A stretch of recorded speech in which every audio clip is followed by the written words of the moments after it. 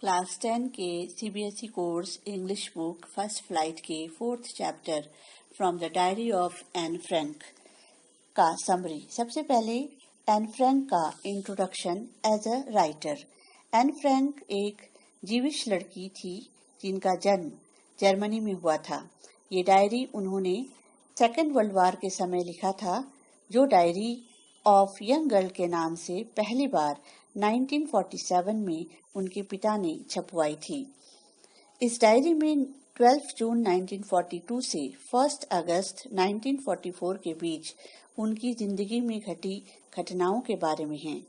जब नाजिस ने नीदरलैंड को कब्जा कर लिया तो वे 2 साल तक अपने परिवार के साथ अम्स्टरडम में छिपे रहे, पर 1944 में 4 अगस्त को उनको गिरफ्तार कर लिया गया।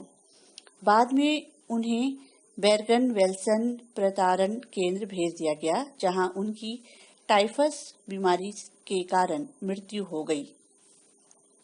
16 साल की उम्र में ही इस दुनिया से चले जाने के बावजूद हमें जीना सिखा गई।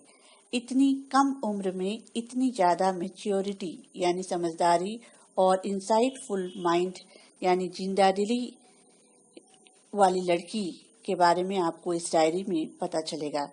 इनकी डायरी के बारे में कहा जाता है कि लगभग 3 करोड़ से ज्यादा कॉपियां बिक चुकी है और 67 भाषाओं में अलग अलग भाषाओं में ट्रांसलेशन भी हो चुका है। इसके अलावा बहुत सारे टीवी सीरियल, मूवीज आदि भी बनाए गए हैं।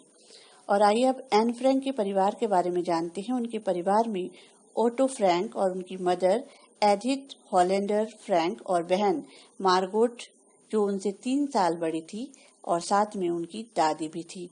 इन सब के होने के बावजूद एन फ्रैंक का कोई दोस्त नहीं था जिससे वह अपने मन की बात कह सके।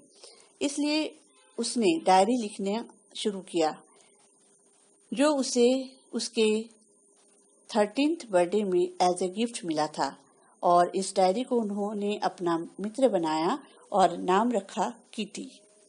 4 साल की उम्र तक एन फ्रैंक फ्रैंकफर्ट में रही और स्टैंडर्ड 1 से लेकर 6 तक वो मॉन्टेसरी स्कूल में पढ़ी, जहाँ की जो हेडमिस्ट्रेस थी कूपेरस, उनके साथ बहुत ज़्यादा लगाव हो गया था और उनसे विदाई लेते समय उनकी आंखें नम हो गई थी।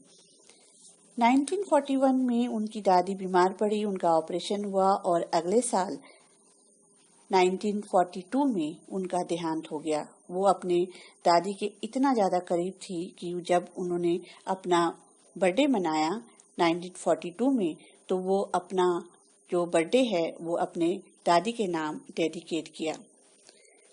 चैप्टर में डायरी की शुरुआत 20 जून 1942 से हुई है। इसमें बहुत ही मज़ेदार तरीके से स्कूल में बातूनी होने के मैथ्स के टीचर मिस्टर किसिंग ने बार बार एक्स्ट्रा होमवर्क अलग अलग टॉपिक पर 3 बार दिए, पर हर बार वह उन्हें संतुष्ट करने में सफल रही। साथ ही उसने अधिक बोलने का सिलसिला जारी रखा। अंत में एन फ्रैंक ने मिस्टर किसिंग को, जो थोड़े एजेड और पुराने विचारों वाले व्यक्ति थे, उन्हें अपने तर्क वितर्क के साथ किए गए कार्य जो निबंध दिया गया था उसे लिखकर हमेशा के लिए बदल कर रख दिया। और बहुत ही दिलचस्प है ये जानना, क्या हुआ कि पढ़ाते समय बातें करने पर चैटर बॉक्स टॉपिक पर लिखने के लिए निबंध दिया गया, तो वह उसको चैलेंज की तरह लेती है, खूब सोचती है और फिर तर्क देते हुए कहती है कि बातें करना तो स्टूडेंट का गुण होता है और फिर भी मैं अपने आप को काबू करने की कोशिश करूंगी, लेकिन ये संभव नहीं है क्योंकि ये जेनेटिक है। मेरी माँ भी बहुत ज्यादा बातें करती थी, विरासत में मिला गुण बदला नहीं जा सकता।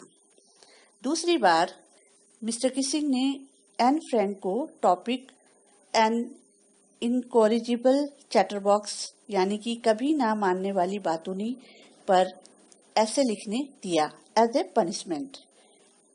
उसने लिखकर दे दिया और फिर 2 चैप्टर पढ़ाने तक कोई शिकायत नहीं आई, पर तीसरे चैप्टर पढ़ाते वक्त बातें करने पर उन्होंने यानी मिस्टर किसिंग ने उन्हें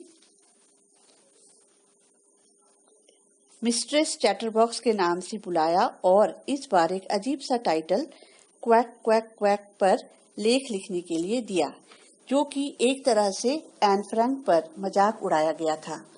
इस बार वह हटकर प्रभावित करने वाला, जिससे ये मजाक उल्टा मिस्टर किसिंग पर ही पड़े, इसलिए फैसला किया कि अपनी फ्रेंड सैन की मदद से पूरा जो निबंध है वो कविता के रूप में लिखेगी। कविता एक माँ बतख और पिता हंस के बारे में थी, जिनके 3 डकलिंग यानी बच्चे थे। उन्हें पिता हंस ने मार दिया क्योंकि वे बहुत ज्यादा क्वैक क्वैक यानी कि उनकी जो ये भाषा है वो करने पर, शोर मचाने पर किया था। ये सीधा मिस्टर किसिंग पर एक तरह से चोट थी, पर मिस्टर किसिंग ने इसे मजाक में ही लेकर अपने आप को सबक सिखा दिया।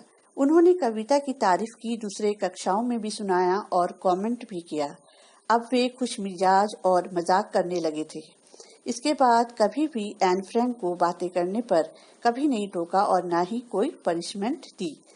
एन फ्रैंक इतनी छोटी लड़की ने अपने टीचर को ही जीना सिखा दिया।